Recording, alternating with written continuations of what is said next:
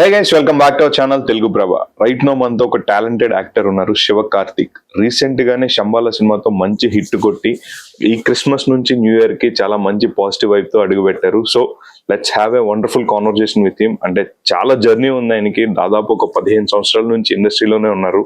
చాలా చూసుంటారు, like ups and downs చూసుంటారు, చాలా క్యారెక్టర్స్ చేస్తున్నారు. అసలు ఏంటి ఆయన జర్నీ ఏంటి ఈ ఇంటర్వ్యూలో మనం తెలుసుకునే ప్రయత్నం అయితే చేద్దాం. హాయ్ నా. హాయ్ హాయ్ హాయ్, ఎలా ఉన్నారు? బాగున్నాను. How are you? I'm good. First of all happy new year. Thank you. Wish the same. Telugu Prabha viewers అందరికి కూడా wish you happy new year అండి, అండ్ అడ్వాన్స్ సంక్రాంతి. సో మీ అందరికి కూడా థ్యాంక్ యూ. మా సినిమాని బాగా ఆదరించి ఇంత మంచి సక్సెస్ చేశారు. ఈ ఇయర్ అందరికీ బాగుండాలని మనస్ఫూర్తిగా కోరుకుంటున్నాను. గుడ్ లక్ అండి. All the very best. Such positive words. మొత్తం మనం అంతా పాజిటివ్ గానే వెళ్తుంది. క్రిస్మస్ నుంచి స్టార్ట్ అయింది, అవును, అక్కడ నుంచి కంటిన్యూ అవుతూనే ఉంది. మీకు దాదాపు ఒక 10-15 డేస్ నుంచి నెంబర్ ఆఫ్ ఫోన్ కాల్స్ వస్తూ ఉంటాయి. మంచి హిట్ వైబ్ అయితే ఎట్లా ఉంది ఫేజ్ అంతా? లైక్ ఇంకా సంక్రాంతి కూడా ఇప్పుడే అయిపోయింది, కొంచెం ఎర్లీగా స్టార్ట్ అయిపోయింది. Christmas, new year, Sankranti single day లో స్టార్ట్ అయినట్టుంది. అవును, చాలా హ్యాపీగా ఉంది సునీల్.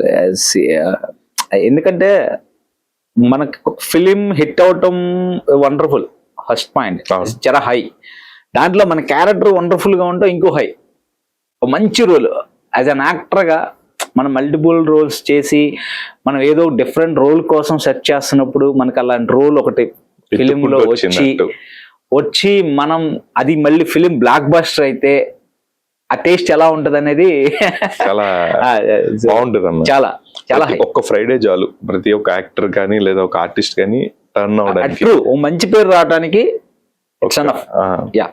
సో అట్లా శంబాల ఎలా జరిగింది అసలు? మీరు how you become the part of Shambhala అంటే? అంటే యాక్చువల్ గా నేనే వెళ్ళి ఆఫీస్కి వెళ్ళి కలిస్తే మనీష్ అని ఏడి కాస్టింగ్ చూస్తూ ఉంటాడు. సో తనకు నా ప్రొఫైల్ అది నాకు తెలిసి మనీష్ అన్న ఒకసారి నేను ఉగ్రం చేశాను అల్లర్ నరేష్, దాంట్లో ఇజ్రా రోల్ చేశాను. అన్న ఆటోలో సీను ఎగ్జాక్ట్ మీరు ఏది అడిగారు అదే అడిగాడు. అన్న ఆటోలో సీను చూసి అది పంపించన్నాడు. నేను దాంతో పాటు నేను బిఫోర్ చేసిన అఖండ ఆచార్య అని నా లజ్జా ఫిలిం హీరోగా చేసిన ఫిలిం అన్ని ఒక 3 వీడియోస్ లింక్స్ పంపించాను దానికి. నేను ఒకసారి డైరెక్టర్ గారితో మాట్లాడి ఒకసారి చూపించి if is okay will call you అన్న. ఓకే ఫైన్ వచ్చేసాను. నాకు ఇమ్మీడియట్ గా నెక్స్ట్ డే కాల్ వచ్చింది. సో కొన్ని ఆడిషన్ చేశారు. దెన్ ఐ మీన్ ఈ సినిమా శంబాల అంటే అందరికి వాళ్ళు మంచి పేరు తీసుకొచ్చింది. లైక్ నేను ఇప్పుడు బిఫోర్ ఇంటర్వ్యూస్ లో మాట్లాడినప్పుడు సరే ఎవరి ఫిల్మ్ వాళ్ళకి గొప్ప కదా అలానే ప్రమోట్ చేస్తారు ఏముంటదిలే అని తీసుకున్నాం. బట్ ఎప్పుడైతే రిలీజ్ అయిందో ప్రీమియర్ షో దగ్గర నుంచి like crowd feeling, fastest feelings, like ఆయన డైరెక్టర్ గారు మాట్లాడుతూ చెప్పారు ఒక 80% ఒక షో చేద్దాం, జస్ట్ ఒక ప్రీమియర్ వేద్దాం, ఒక మీడియా షో ప్లాన్ చేద్దాం అనుకున్న అక్కడ దగ్గర నుంచి అదే రోజు నెంబర్ ఆఫ్ షోస్ పెరగడము, నెక్స్ట్ డే నుంచి ఫుల్ హౌస్ఫుల్స్ అవడం, అంటే టూర్స్ కి వెళ్ళినప్పుడు రిసెప్షన్ ఇవంతా కూడా చాలా ఓవర్వెల్మింగ్ ఉంది.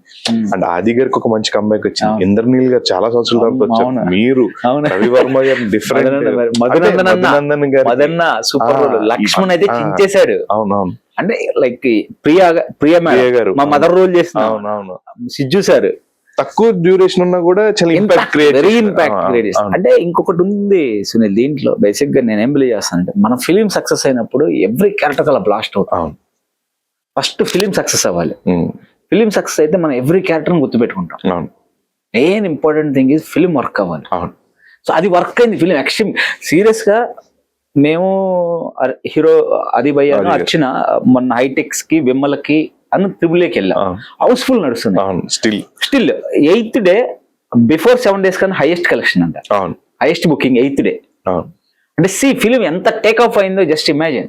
ఈ రోజుల్లో 3 రోజులు అంతే, అలాంటి 3 రోజులు కాకపోతే సెకండ్ డే కి అయిపోతున్నాయి. ట్రూ. ఇప్పుడు డే బై డే థియేటర్లు పెరుగుకుంటూ వెళ్తున్నాయి, థియేటర్స్ పెరుగుతున్నాయి, ఇంక్రీజ్ అవుతుంది, బుకింగ్స్ ఇంక్రీజ్ అవుతున్నాయి. పైగా మీరు ఏంటంటే టఫ్ కాంపిటీషన్ అప్పుడు ఫిలిమ్స్ ఉన్నాయి సింగిల్ డే లో.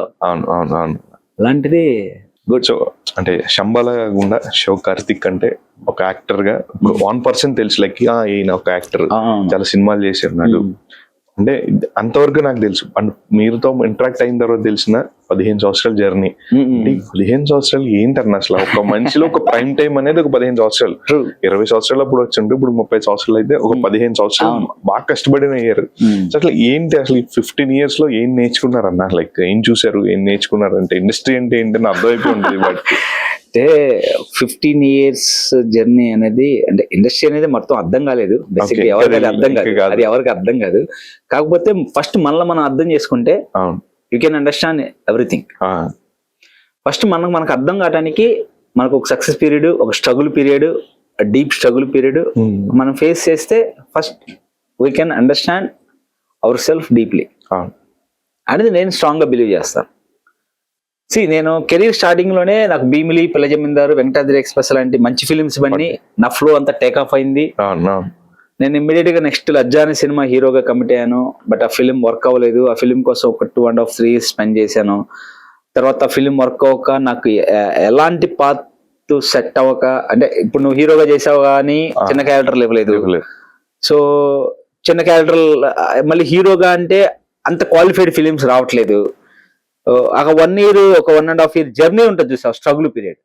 అదనేది నాకు చాలా పెయిన్ఫుల్ అన్నా. ఎందుకంటే పెయిన్ అని నేను ఎందుకన్నా అంటే, నేను ఇష్టపడి వచ్చాను, నేను కావాలనుకుని వచ్చాను, నన్ను ఎవరు ఫోర్స్ చేయలేదు కాబట్టి పెయిన్ఫుల్ అన్నది లెర్నింగ్ టైం.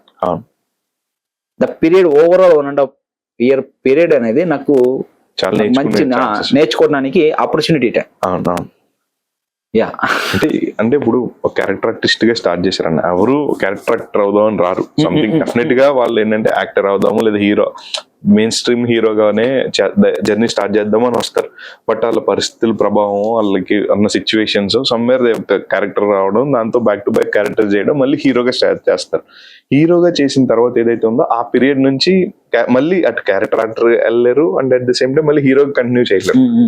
అంటే మీరు ఆలోచించారన్న హీరోగా చేసేటప్పుడు లజ్జా అప్పుడు మళ్ళీ స్టెప్ బ్యాక్ అవ్వాలా ఏంటి అని ఒక డైలమా ఉంటది కదా. ఇప్పుడు మీరు ఏదైతే అన్నారో 1.5 year సినిమా తర్వాత, అండ్ సినిమా ముందు లీడ్ యాక్టర్ గా అన్నప్పుడు ఆ టైం ఏంటన్నది?